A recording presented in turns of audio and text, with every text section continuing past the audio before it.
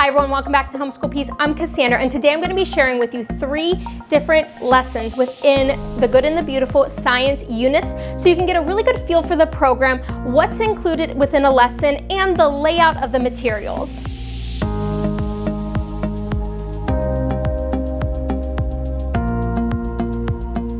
If you are new to the Good and the Beautiful, I highly recommend checking out my review of the Good and the Beautiful science program, as well as my video for setting up one of these teacher guides. Both of those links are down below. The Good and the Beautiful takes a one-room schoolhouse approach to science. So you can set all your kids around the table and they can all learn the same science topics for kids between kindergarten through up to, say, 8th grade.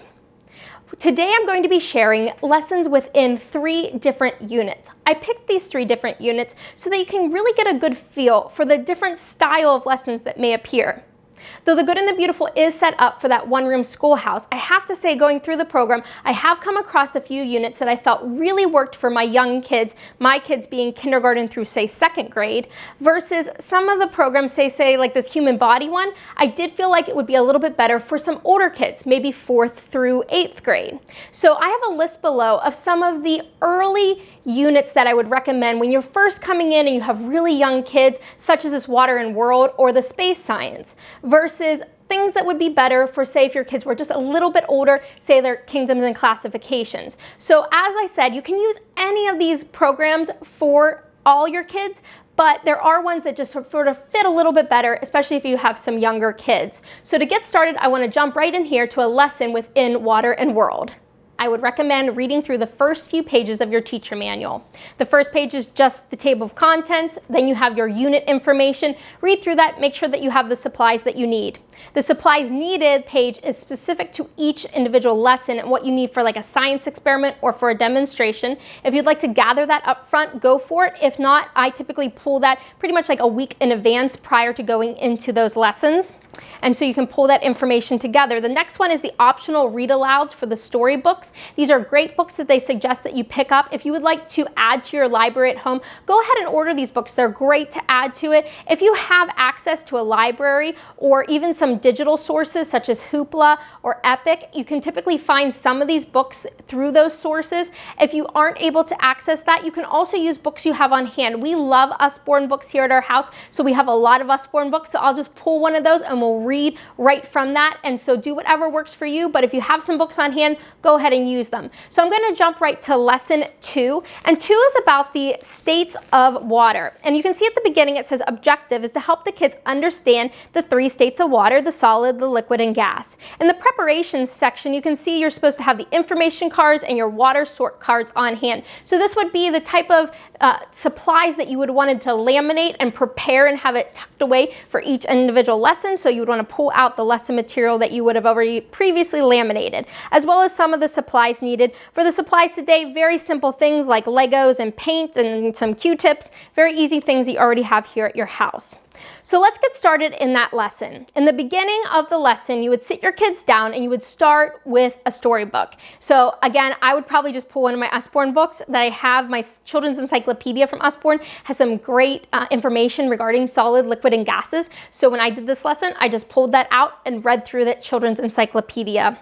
After we did our reading to sort of kick off the lesson, it goes into these information cards. So it tells you right here in the teacher guide to grab the first information card. If your kid can read it, they can read it. If not, you can read it to them. And so you would go ahead and read through the different types of the solid, liquid, and gases. And afterwards, they want you to go ahead and use these sorting cards. So they have the solid and liquid and gas labels, and so you would just set these out on the floor, and then you would have these picture cards.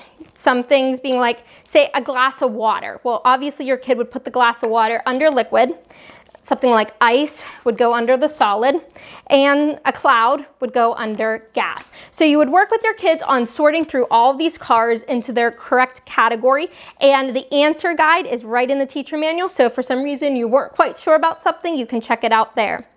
In the teacher manual, there's many places where they'll just have you read text to the kids, and that's the next part. It asks you, you're supposed to say to your kids, what is a molecule? And you let them respond, and then it gives you the information that you would say, a molecule is a tiny particle. As we discussed in our last lesson, everything is made up of tiny molecules, and you would continue from there, just reading the text right from the teacher manual.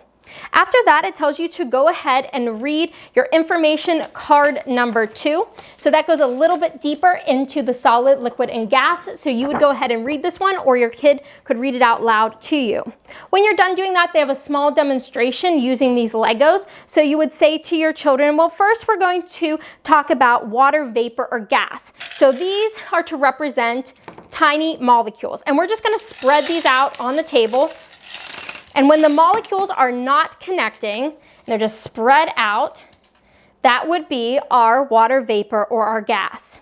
Now, if all of a sudden we take these water vapors and we start putting them, touching, and we put them into our pitcher, now these water molecules are touching each other, but they're not connected. And so then this would represent what is water.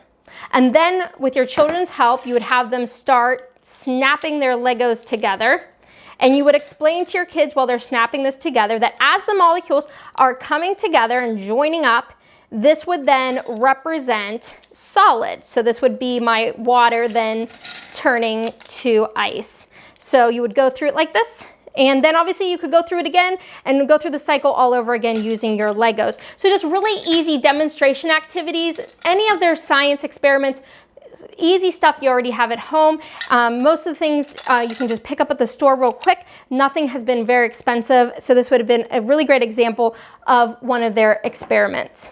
All right, the next thing that they have you do is to take all the information cards that you just did with the solid and liquid and gas, and it says to put on your science wall. Now here at our house, I use a tri-fold board, just a foam core board. And so if I was sticking those onto my board, we would just use sticky tack, stick those directly onto the board.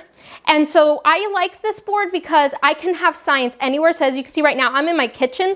And so I can do science right here in my kitchen, or I can be in my schoolroom and I can just take the board with me. So you would go through the exercise of putting all of these up on either your board or your science wall.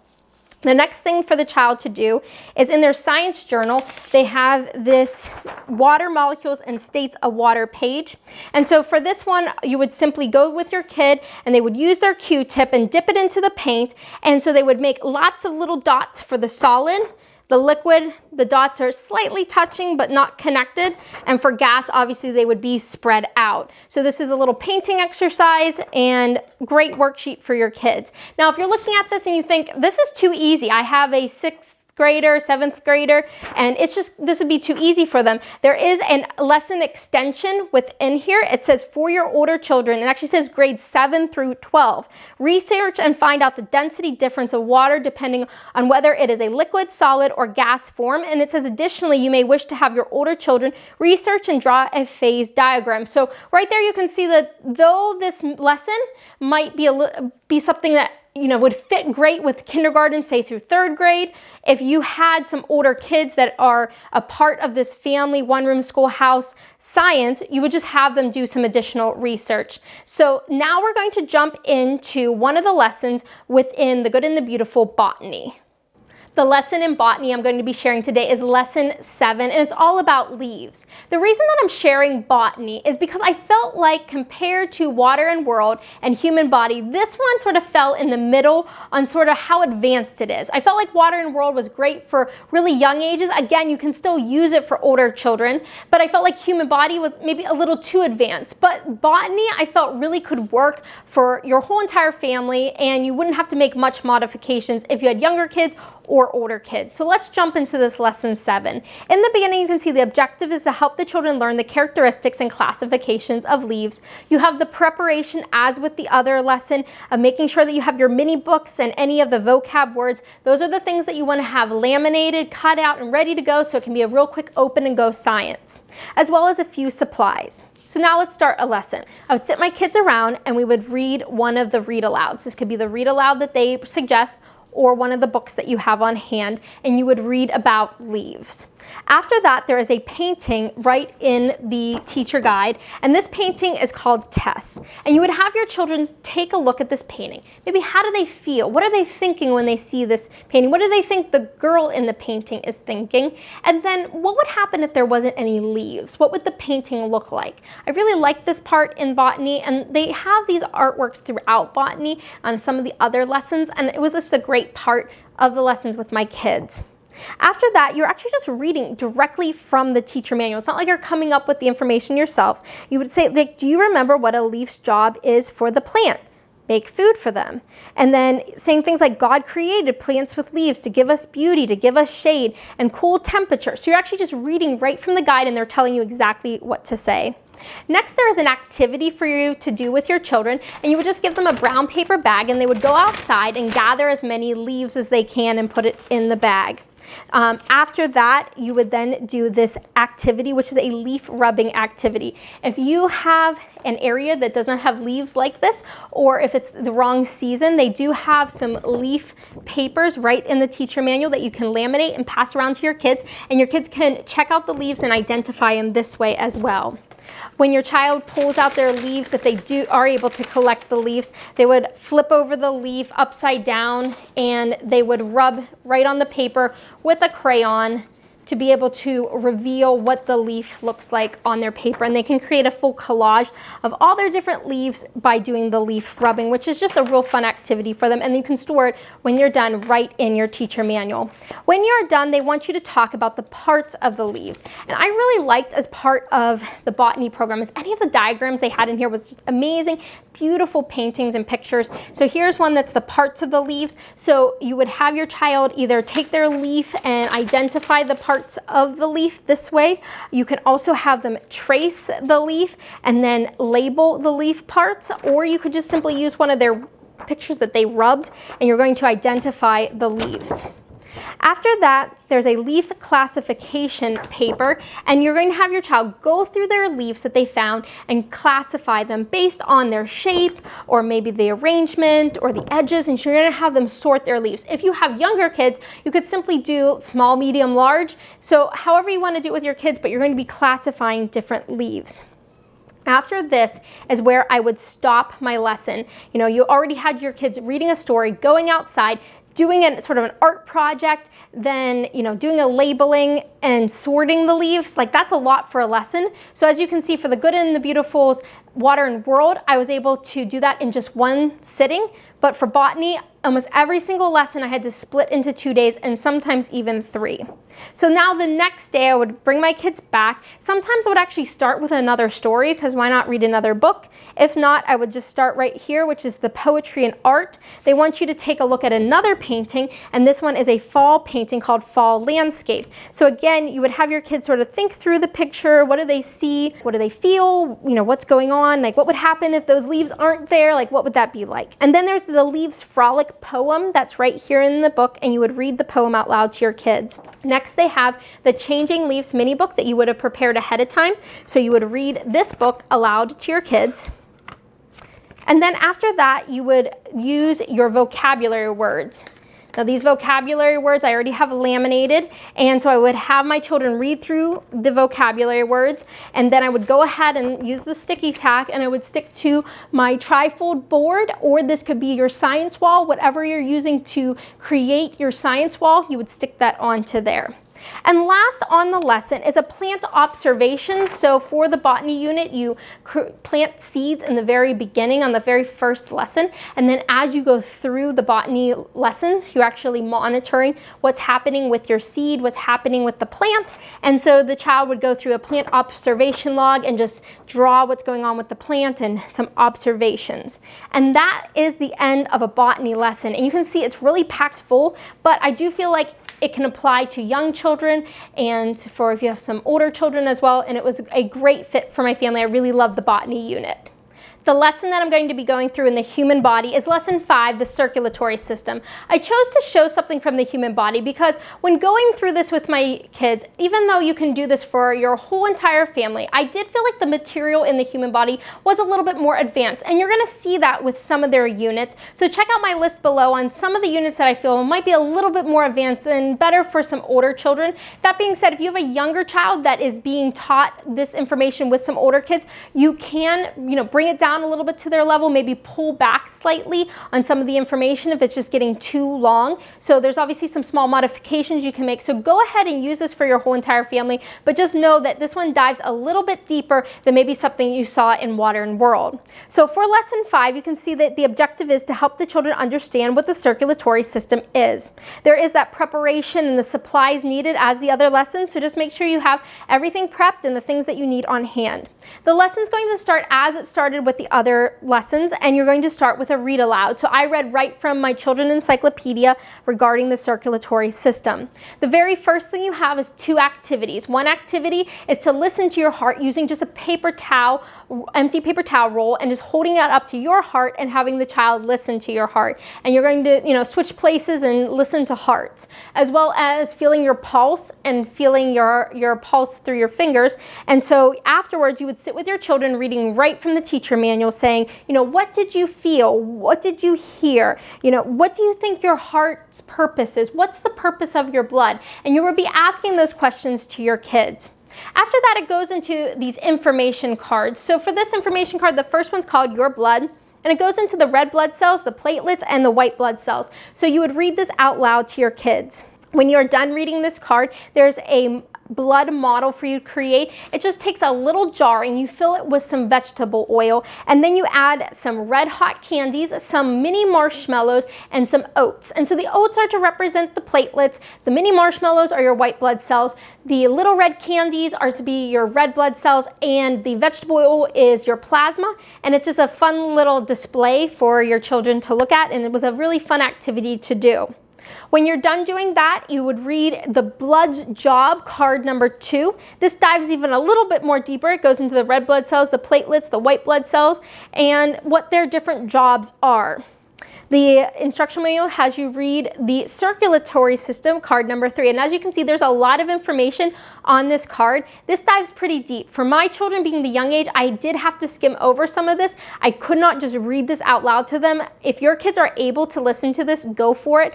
If your kids aren't able to sit through all of this, skim through what you need to. Card number 4, you're supposed to read next, which goes into the 3 types of blood vessels, your arteries, your veins, and the capillaries. So at this point, after reading through all this information, making that little blood model, as well as reading my story out loud when we first began and doing those other activities, I would end the lesson right here. That is just, enough for my family. Now, if you can keep going with older children, go for it, but that's a great stopping point for me. So now we're going to go into what is day number 2. So I like to start the second day sometimes with reading that story. If not, obviously you can jump right into the activity.